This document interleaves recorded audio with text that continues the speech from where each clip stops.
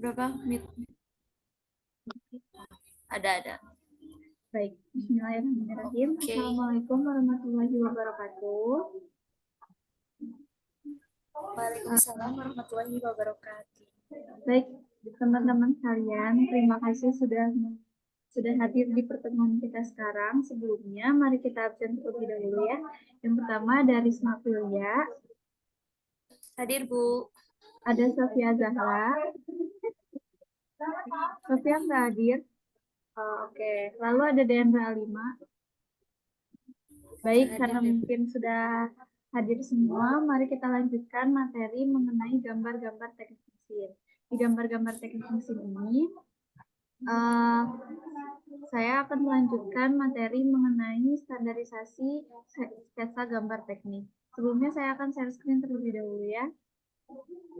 Apakah sudah terlihat? Sudah ada, Bu. Oke, baik. Sebentar. Ya. Nah, di pertemuan sebelumnya di dasar-dasar teknik mesin pada mata pelajaran ini, kita telah membahas gambar teknik mesin mengenai peralatan dan gambar dan alat yang dipakai untuk gambar teknik mesin. Nih, kita ulangi lagi materi sebelumnya ya. Di materi sebelumnya, apa saja sih macam-macam peralatan dari gambar teknik mesin? Ada yang mau jawab?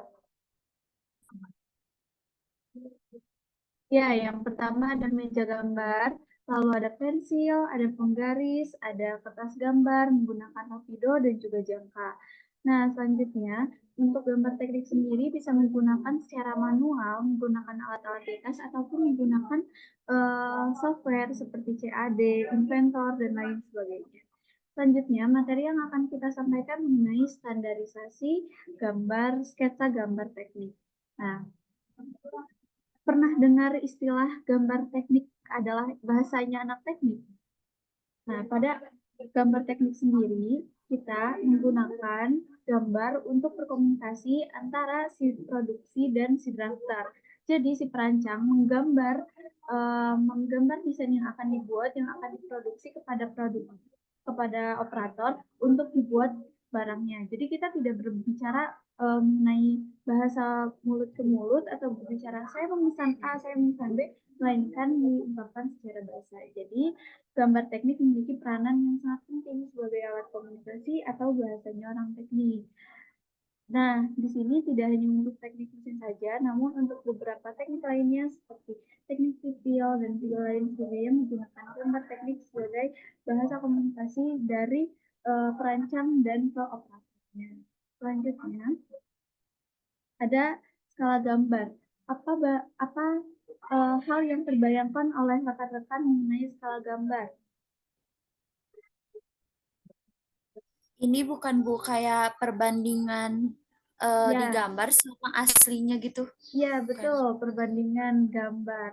Nah, mengapa seperti itu? Mungkin teman-teman udah pernah lihat ya dulu di peta atau di apapun gitu ya, suka ada tulisannya skala gambar 1 banding berapa. Nah, itu artinya eh, ada skala pengecilan 1 kilometer digambar mungkin sama dengan 1 senti di 1 senti salah 1 senti digambar mungkin sama dengan 1 kilometer di aslinya.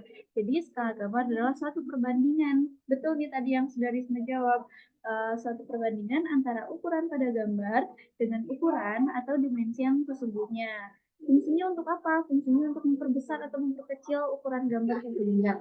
Contoh, mungkin teman-teman di sini akan membuat mesin motor. Tidak mungkin teman-teman menggambarnya dengan ukuran seadanya gitu, ukuran sebenarnya. Begitupun ketika teman-teman akan merancang pesawat terbang kan sangat besar. Tidak mungkin teman-teman menggambar semuanya dengan 1:1. Mungkin di sini ada skala pengecilan. Nah, skala gambar dibagi menjadi 3 teman-teman. Ada skala sebenarnya 1:1. Itu artinya 1 senti digambar sama dengan 1 senti aslinya gitu ya. Kalau untuk skala pembesaran ya seperti bendanya yang sangat kecil lalu digambar dibesarkan agar si detail dari gambarnya itu menjadi lebih jelas agar si operator tadi mengerti apa yang akan dibuat per detailnya. Untuk skala pengecilan sendiri ya seperti tadi, seperti peta, pembuatan komponen mesin pesawat terbang yang sangat besar gitu. Mengapa? Karena agar cukup untuk digambar gitu. Karena gambar sendiri memiliki batas maksimal ukuran ya teman-teman. Selanjutnya ada mengenai standarisasi garis. Nah, standarisasi garis itu memiliki arti yang berbeda-beda. Contohnya nih, ada garis tebal kontinu, ada garis tipis kontinu, ada garis tipis bebas kontinu, dan ada garis tipis putus-putus. Untuk garis tebal kontinu, teman-teman bisa lihat ya di sini. Ada garis tebal. Nah, itu biasanya fungsinya untuk garis tepi. Di sini juga ada garis tipis kontinu. Ada garis putus-putus ya, teman-teman. Nah, itu tuh memiliki fungsinya. Untuk fungsinya, mari kita lanjut ke next slide selanjutnya. Nah, di sini ada jenis garis, ada keterangan dan ketebalan yang digunakan, serta fungsi dari penggunaan garisnya. Contohnya nih, ada garis tebal kontinu. Tebalnya 0,5 sampai 0,7 itu untuk di kertas A0 sampai A1. Tapi kalau teman-teman misalkan dipakainya A3 atau A4, berarti si tebal yang digunakan juga menjadi lebih kecil. Penggunaannya untuk apa? Untuk garis nyata atau sisi yang terlihat, atau untuk garis tepi seperti yang tadi ya nih di sini. Di garis tepi ini teman-teman bisa menggunakan garis tebal kontinu. Selanjutnya untuk contoh kita pilih ini garis tebal bertitik satu. Nih garis tebal bertitik satu sering teman-teman lihat untuk gambar potongan pada potongan mesin.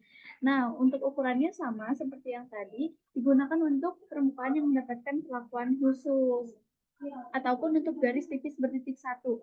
Di sini digunakan untuk garis sumbu, garis simetris, dan lintasan.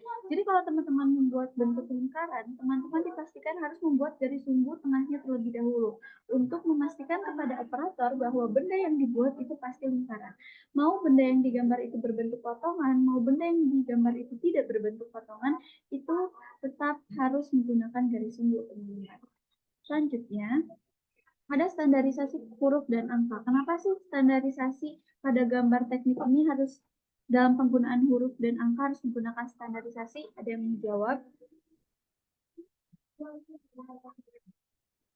Oke, baik. Nah, untuk standarisasi huruf pada gambar teknik ini ada tujuannya biar memudahkan dibaca dan supaya seragam. Kenapa sih harus gampang dibaca? Harus mudah terbaca. Tulisan setiap orang itu berbeda-beda. Ada yang gambar, ada yang tulisannya tipis, ada yang tulisannya besar, ada yang tulisannya panjang-panjang, ada yang tulisannya lebar-lebar. Jadi ketika penulisan mungkin ada beberapa orang yang tidak terbiasa dengan huruf A yang berbeda. Contoh huruf A-nya ada yang seperti ini, ada A-nya yang seperti itu ya, ada dua A gitu ya, A kecil. Nah, mungkin ada beberapa orang yang tidak terbiasa menggunakan salah satunya sehingga tidak bisa membaca dengan jelas. Nah, dari situ standarisasi huruf dan angka sangat diperlukan untuk gambar teknik untuk memudahkan operator membaca desain dan rancangan yang diberikan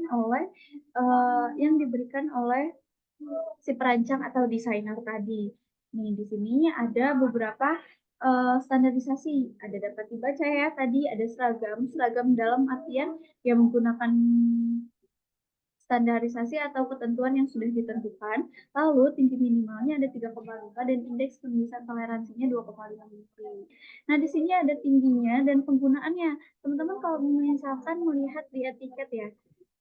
Kalau misalkan melihat di etiket, teman-teman akan melihat ada gambar instansi, ada gambar jobnya, ada gambar tulisan skalanya gitu ya, tulisan huruf skala, tulisan instansi, dan tulisan jobnya, itu akan berbeda-beda ukurannya karena memang sudah ditentukan. Contohnya, untuk toleransi, ukuran tingginya itu hanya 2,5 mili yang selalu ditulis di atas gambar tekniknya gitu ya, toleransi kurang lebih berapa mili gitu. Nah, kalau misalkan untuk skala, detail, lalu di sini ada digambar pada etiket yang di ACC, disetujui, dan lain sebagainya, itu ada di tinggi 3,5 mili. Nah, lalu untuk skala nama institusi itu hanya 5 mili. Sedangkan untuk nomor bagian judul gambarnya itu harus besar agar bisa memudahkan operator mereka menggambar itu saja. Baik, mungkin di sini materi untuk standarisasi sketsa gambar teknik sudah selesai. Apa ada yang mau ditanyakan? Izin bertanya, Bu. Ya, baik. Silakan Risma, apa yang mau ditanyakan?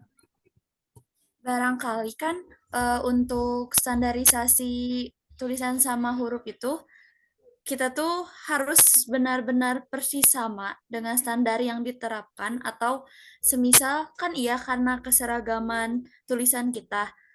Itu tuh kan banyak yang beda-beda banget. Terus kan ada standarnya.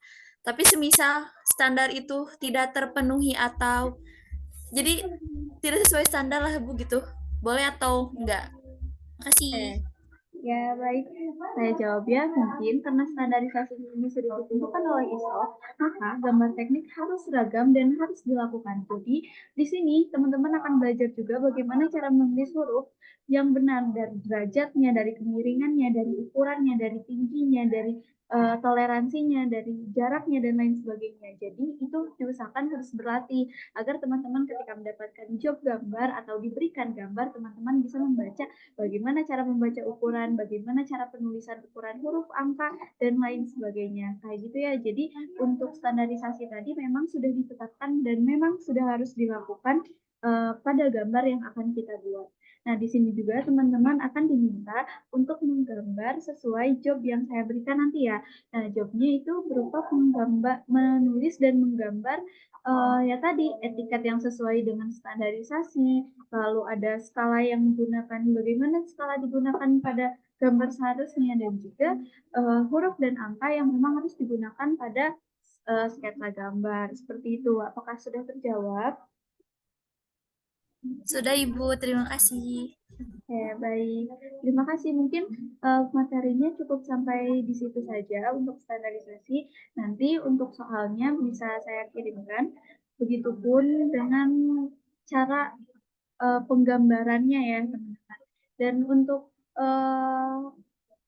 cara menggambarnya yang seperti materi yang sudah disampaikan yang ini, yang macam-macam garis-garis standarisasi huruf, saya akan kirimkan untuk dalam bentuk G Drive-nya yang sudah ada dalam buku paket dasar-dasar teknik mesin. Nah ya, terima kasih. Mohon maaf bila ada kesalahan. Kalian kalimat kata, wabillahi taufiq wal hidayah. Wassalamualaikum warahmatullahi wabarakatuh. Waalaikumsalam warahmatullahi wabarakatuh. Terima kasih, Bu. Coba.